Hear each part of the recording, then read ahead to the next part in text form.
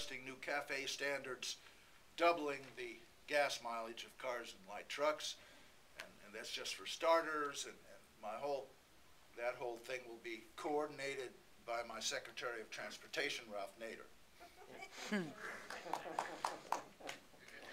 Our values and goodness are not reflected by a government which violates international law and its conflicts and denies its own citizens their constitutional rights. I have therefore ordered the release of all those being detained without charge, the closure of the prison at Guantanamo Bay. Don't worry, we'll find somewhere else for Cheney and Bush. And the end of the rendition program in which suspects are kidnapped and taken to secret foreign prisons to be tortured. I've pardoned a host of political prisoners, including people like Leonard Peltier and Mumia Abu-Jamal.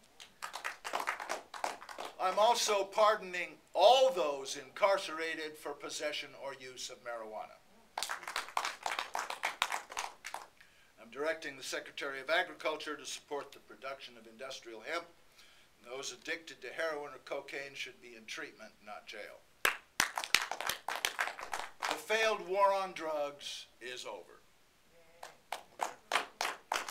Now, all contracts for mercenaries, and by the way, this Constitution forbids the use of mercenaries by our government, but never mind. All contracts for mercenaries, including all contracts for Blackwater, or Z as they call themselves now, are canceled. Great. This includes contracts with the DOD, the CIA, the State Department, and the Department of Homeland Security, which, by the way, is being abolished. Yeah.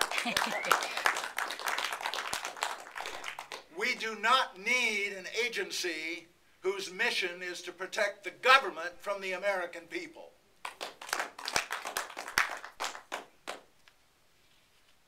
Our values and goodness are not reflected by a government which launches unnecessary wars of aggression.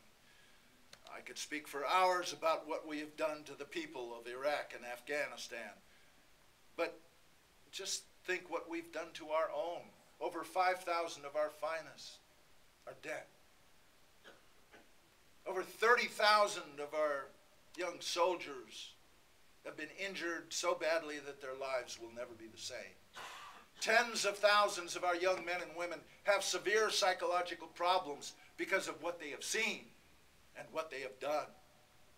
Hundreds of thousands have been poisoned by depleted uranium and will suffer lives of pain and disability and father thousands of children with severe birth defects. Our military is depleted and demoralized. The VA system is underfunded and overwhelmed. The National Guard and Reserve have been subjected to tour after tour, ruining lives for even the lucky ones that return unscathed. Jobs have been lost, marriages have been destroyed, homes have been foreclosed, children have been estranged. And for what? We have alienated our friends around the world and made new enemies. We have made thousands of new recruits for Osama bin Laden, whether he's alive or dead, and we have further endangered the American people. And the longer we stay, the worse it will get, because you cannot win an occupation. We are making the same mistake we made in Vietnam.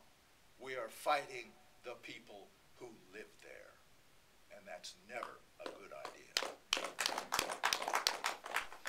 Within 3 months, we're going to support what's left of our troops by bringing them home while they're still alive. I've also ordered a permanent halt in the use of depleted uranium weapons. They will be destroyed and stored as the dangerous radioactive waste they really are. Our values and goodness are not reflected by creating thousands of disabled veterans in wars of aggression and then refusing to take proper care of them. The care of our soldiers wounded in action, wrecked with PTSD, and poisoned by depleted uranium is not a discretionary expenditure to be avoided by delay, denial, and bureaucratic red tape. It is a solemn obligation of this government, and it will be met. And our new Secretary for Veterans Affairs, Senator Max Cleland, will see to that. Nice. Similarly, we will take care of the World Trade Center first responders and rescue workers suffering from respiratory illnesses, because the Bush administration told them the air was safe to breathe when they knew it was not. That's a responsibility of our government as well.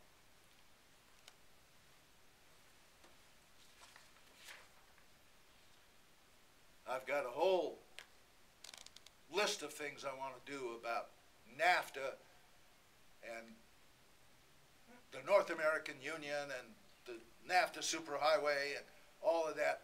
Suffice it to say, they are canceled, and NAFTA will not be reinstated until the government of Mexico gives its workers protection for safety, health, the environment, and at least wages matching our federal minimum wage.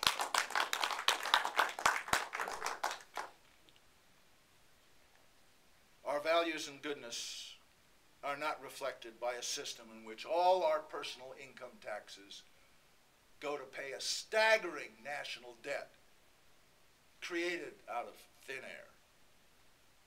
The Constitution authorizes Congress to coin our money, not a private cartel.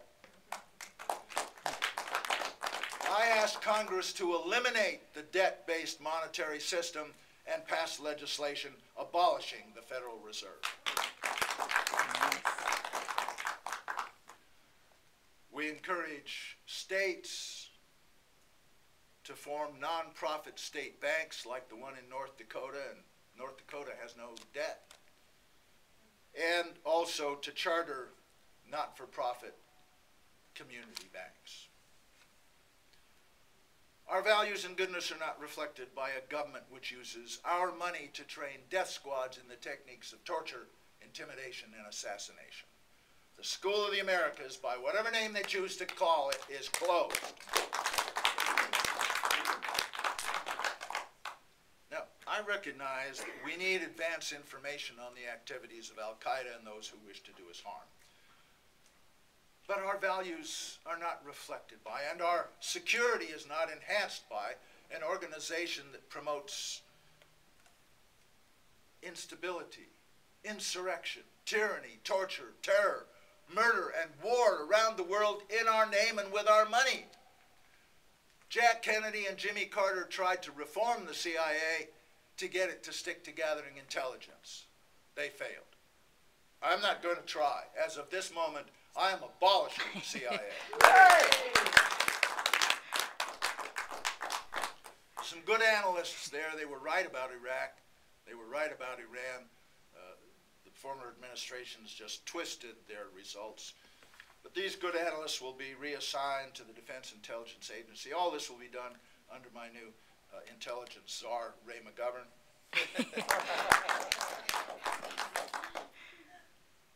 Our values and goodness are not reflected by a government which sends its working class youth around the world to kill the sons and daughters of working people in other countries. Our values and goodness are not reflecting by sending our children to the Middle East to kill Arabs so the oil companies can profit from selling the oil under other people's sand, making us the target of terrorists. No more Iraqs. No more Kosovos.